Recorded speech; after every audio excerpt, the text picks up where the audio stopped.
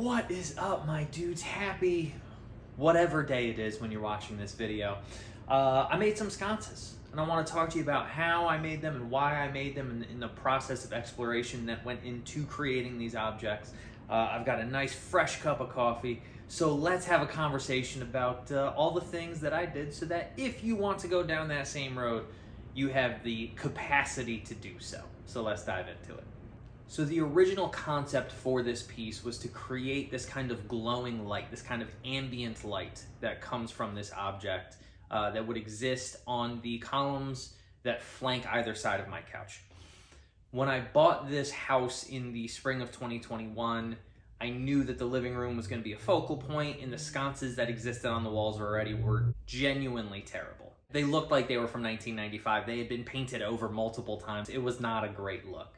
So I wanted to create something much warmer, something that would be of visual interest when they were on at night, and be able to dim them and kind of have this ambient light coming into the room. And so, after playing with resin as a sculptural form and seeing if I could get it thin enough to illuminate in an interesting way, I couldn't do that the way that I had it in my head, and so I moved on to veneer.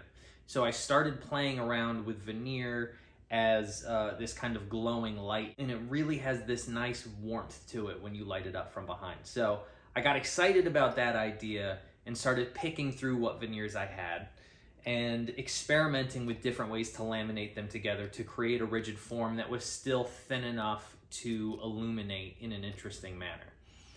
And after several attempts and several fails, what I settled on was laminating maple burls over an acrylic sheet. That gave it a really rigid structure, and the acrylic being clear still allowed the light to come through from the backside to the front of the panel and make this really interesting thing. And so once I figured that out, I needed to figure out how to make the form an interesting thing. Because a flat panel, look, a lot of folks like to veneer, a lot of folks are interested in the veneering process, and that's wonderful. I'm not particularly that interested in veneering itself, because to me, line and form are more important than, I hate to say technique, but technique in a way, right?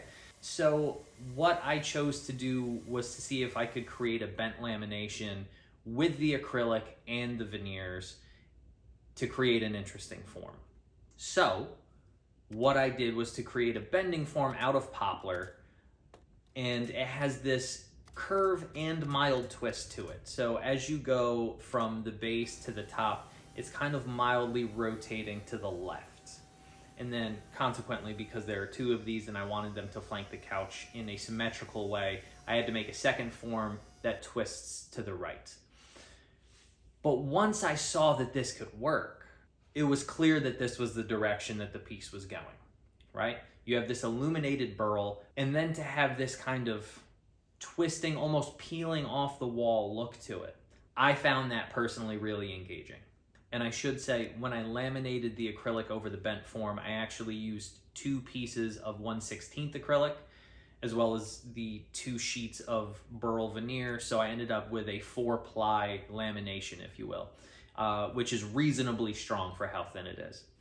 Once I had these panels laminated and I could see where the idea was headed clearly, I had to figure out how to terminate these panels. Because when you have just veneer laminated on top of acrylic, you see the edge of that acrylic, and that's not an attractive look. But making a curving, twisted frame and panel, I'll call it daunting, right? It wasn't something that I wanted to do, but in the end, that was really the only way that I could terminate these panels in an interesting way where it would be visually appealing when the lights were on and when the lights were off. So I had this chunk of Wenge lying around. I don't use Wenge very often, but I wanted something with a deep black to it that would offset the brightness of the maple burl. So once I created the bent portions of the frame and panel by laminating them together, I could just create the top and bottom with stub tenons, as I would do for any normal frame and panel. And the assembly was actually quite easy. Processing curved components on the table saw is not necessarily the simplest thing to do, but it is the most effective way to do it if you can figure out how to cradle those things in a way that's safe and effective. Now, once I had the actual panel ready to go, I had to figure out how to create the cradle for the thing to actually sit on the wall, something that would attach to the wall and something that would house the LED lights as well. So I continued to use Wenge because I very rarely use 3 woods in a project. So I just decided to make the entire cradle out of Wenge. And from here, it was a pretty simple process. It was adding some curves here and there, trying to make the sides of the cradle mimic the curvature of the twisted frame and panel. It was creating a router template to inlay the LED panel into the base, and it was creating a keyhole for it to hang on the wall. Now, I should also say that I went to the Big Orange box store and picked up a pair of LED lights for, I think it was $30, $35 for the 2 of them. The most inexpensive LED panels I could find, and simply dismantled the lights and used the panels inside as the lighting for these. There's a myriad of different ways I could have actually illuminated these panels. This was the simplest, and it was by far the least expensive. Just took a little figuring out, a little bit of clever intuition. And so once I inlaid the LED panel into the base, this thing was basically ready to go, right? I tried it out in the workshop just to see how it would look, and it looked dope. So I was super stoked about that. And so I took it home and I got ready to install it. These are hardwired into the wall. So essentially I removed the old sconces. I hardwired the new sconces in. I had to do a little bit of repair in between because the old things, again, were painted in with multiple coats. And after everything was hardwired, I simply hung it on the keyhole and it hangs right in place. And I will say, again, it's something that looks really interesting and engaging as a form when the lights are off. But when the lights are on, it's beautiful, man. It's such an interest, like it throws off this almost organic light to it. Like there's something so warm, it almost looks cellular in structure because of the burl. The light coming from the panel adds this really nice red glow to it, and yet there's enough light to read by at night. You can dim the lights to bring it down just enough to like watch a movie or watch some TV. It's a really interesting thing, and I'm really stoked on the way it came out.